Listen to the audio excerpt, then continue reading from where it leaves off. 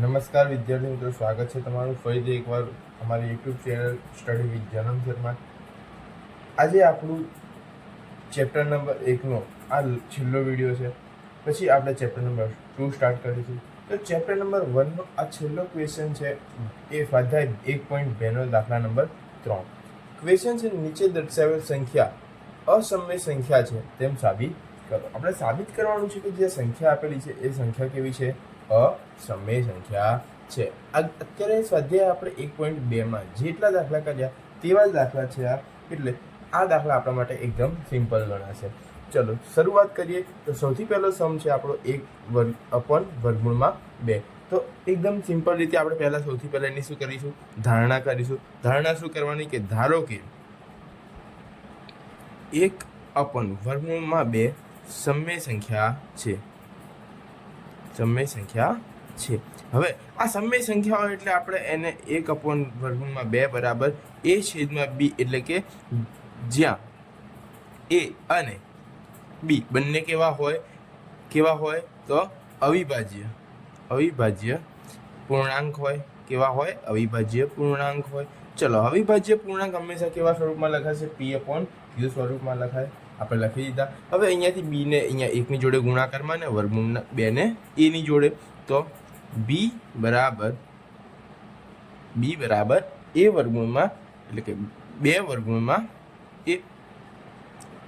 ચલો, એટલે કે b બરાબર વર્ગમૂળ 2 માં a. હવે અહીંયા આગળ આપણે શું કરીશું? તો b નો બી વર્ગ કરીશું અને આ બાજુ વર્ગમૂળ 2 a નો પણ વર્ગ કરીશું. અહીંયા લખીશું બંને બાજુ વર્ગ કરતા. બંને બાજુ હવે આપણે વર્ગ કરી દીધા. હવે શું કરીશું? તો b નો વર્ગ બરાબર વર્ગમૂળમાં 2 ગુણ્યા વર્ગમૂળમાં 2 એટલે 2 પોતે અને a ની 2 ઘાત, એટલે આવી રીતે થશે. ચલો, હવે અહીંયા આગળ શું થાય છે જુઓ. અહીંયા આપણે b ની 2 ઘાતનો જવાબ શું આવશે? તો b ની 2 ઘાતનો જવાબ આવશે 2a ની 2 ઘાત. આનો મતલબ શું થાય કે અહીં 2 એ b સ્ક્વેરનું અવયવ હોય. તો યાદ કરો, આપણે આ ગયા લેક્ચરમાં કીધું હતું કે પ્રમેય 1.2 મુજબ 2 એ b નો પણ અવયવ થાય. ચલો, હવે અહીંયા આગળ આવી રીતે થશે એટલે આપણે શું કરવું પડશે? તો હવે આપણે ફરીથી એક બીજી ધારણા ધારવી પડશે. શું ધારણા ધારીશું? તો b બરાબર 2c. આ b બરાબર 2c. ચલો, એટલે જ્યારે બંને બાજુ વર્ગ કરીશું તો અહીંયા થઈ જશે b નો વર્ગ બરાબર 2c નો વર્ગ, એટલે કે બંને બાજુ વર્ગ કરતા. ચલો, હવે આગળ વધીએ. અહીંયા આગળ થઈ જશે b નો સ્ક્વેર બરાબર અહીંયા 2 દુ 4 અને c નો વર્ગ. તો અહીંયા આગળ શું થઈ ગયું? તો આને આપી દઈએ સમીકરણ નંબર 1 અને આને આપી દઈએ સમીકરણ નંબર 2. ચલો, હવે સમીકરણ 1 અને 2 પરથી, ચલો હવે સમીકરણ 1 અને 2 પરથી આપણે શું સાબિત કરીશું? તો બંને બાજુ જો b સ્ક્વેર અહીંયા પણ છે અને b સ્ક્વેર અહીંયા છે, એટલે બંનેની બીજી બાજુની સાઈડ આપણે અહીંયા આગળ લઈ લઈએ. તો 2a ની 2 ઘાત બરાબર 4c ની 2 ઘાત.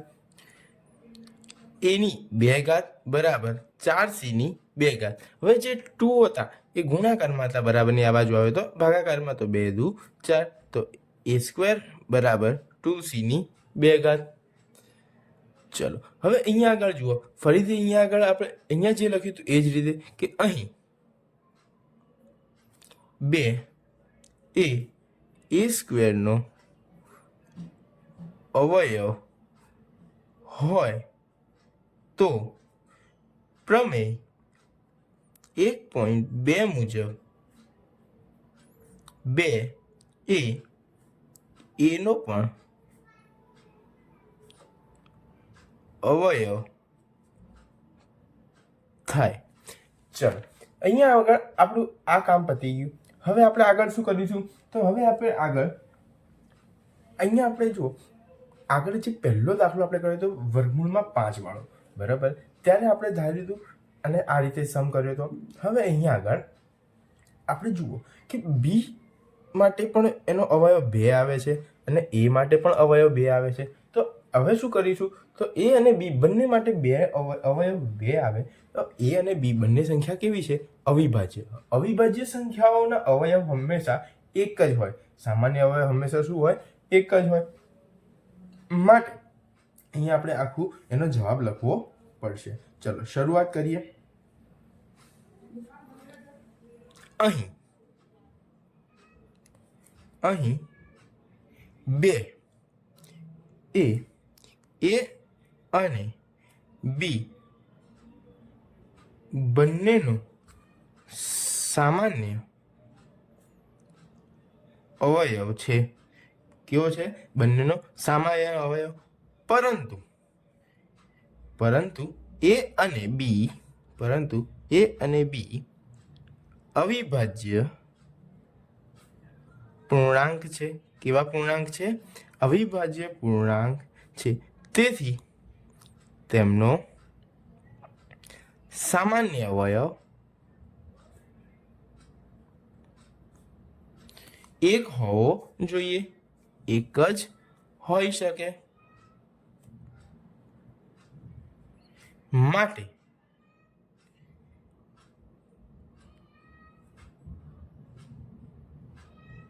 અહીં વિરોધાભાસ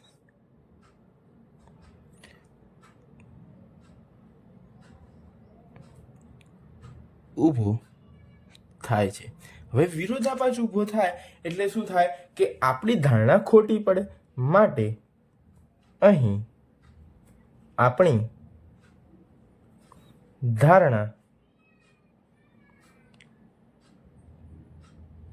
ખોટી સાબિત થાય. માટે 1/2 એ સમય સંખ્યા નથી, પરંતુ અસમય સંખ્યા થાય છે. તો વિદ્યાર્થી મિત્રો, આ હતો આપણો દાખલા નંબર 1. હવે આપણે જોઈશું દાખલા નંબર 2. આપણો દાખલા નંબર 2 છે 7/5. ચલો શરૂઆત કરીએ ધારણાથી. તો ધારો કે 7/5 એ સમય સંખ્યા છે. હવે સમય સંખ્યા એટલે આપણે એને કયા સ્વરૂપમાં લખી શકીએ? P/Q સ્વરૂપમાં, એટલે કે A/B સ્વરૂપમાં લખી શકીએ. ચલો લખી દઈએ. 7/5 બરાબર A/B. અહીં A અને B કેવા છે? અવિભાજ્ય પૂર્ણાંક છે.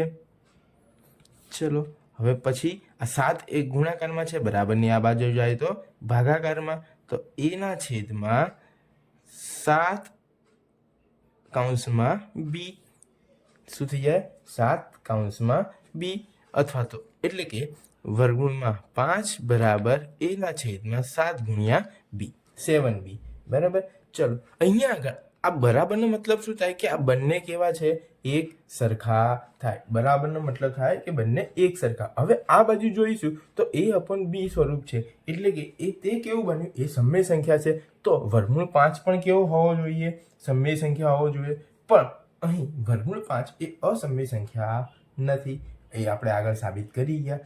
માટે 7/5 એ કેવી સંખ્યા છે? અસમય સંખ્યા થશે. ચલો હવે આપણે આને જવાબના સ્વરૂપમાં અહીંયા આગળ લખવાનું છે. તો અહીં A અને B અને 7 અવિભાજ્ય પૂર્ણાંક હોવાથી A ના છેદમાં 7B સમય સંખ્યા છે. તેથી √5 પણ સમય સંખ્યા થાય. પરંતુ √5 તો અસમય છે. વર્ગમૂળમાં જ કેવી સંખ્યા છે? અસમય સંખ્યા છે. આમ અહીં વિરોધાભાસ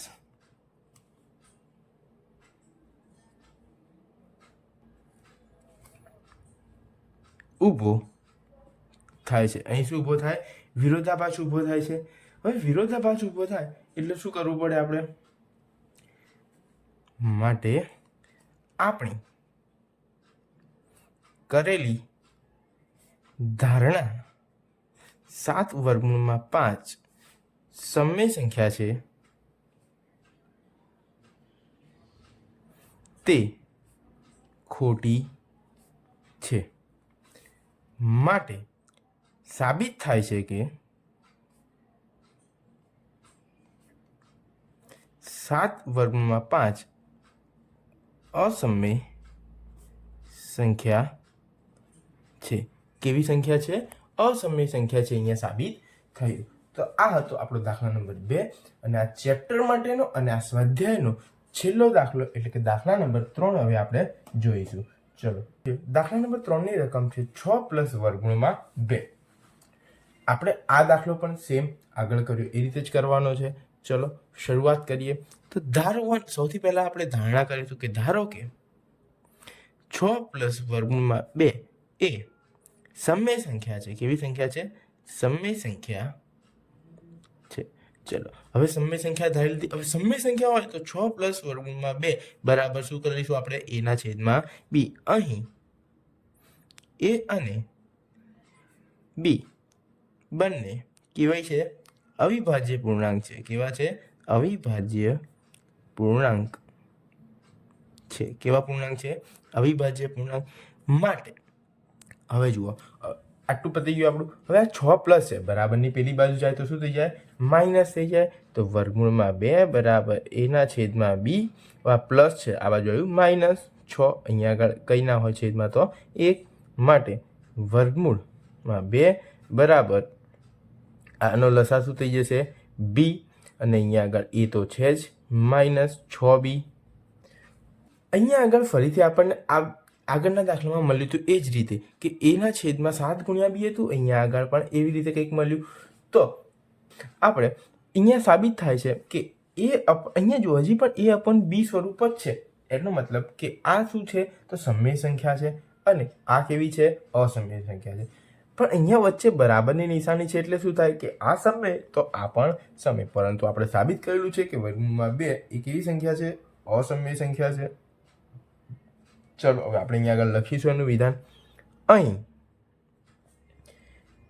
a અને b અવિભાજ્ય પૂર્ણાંક છે.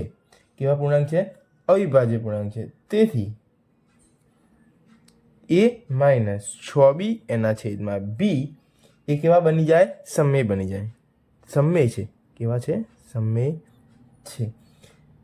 માટે વર્ગમૂળમાં 2 પણ સમય થાય. કેવા થાય? એ પણ સમય થાય. કેવા થવા જોઈએ? સમય થવા જોઈએ. ચલો હવે આગળ. પરંતુ વર્ગમૂળમાં 2 એ અસમય સંખ્યા છે.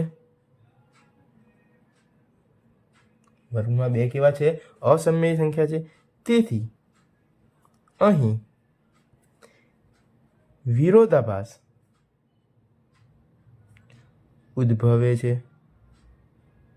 અને આપણી કરેલી ધારણા 6 + વર્ગમૂળમાં 2 સમય સંખ્યા છે તે ખોટી છે. માટે સાબિત થાય છે કે 6 + વર્ગમૂળમાં 2 અસમય સંખ્યા છે.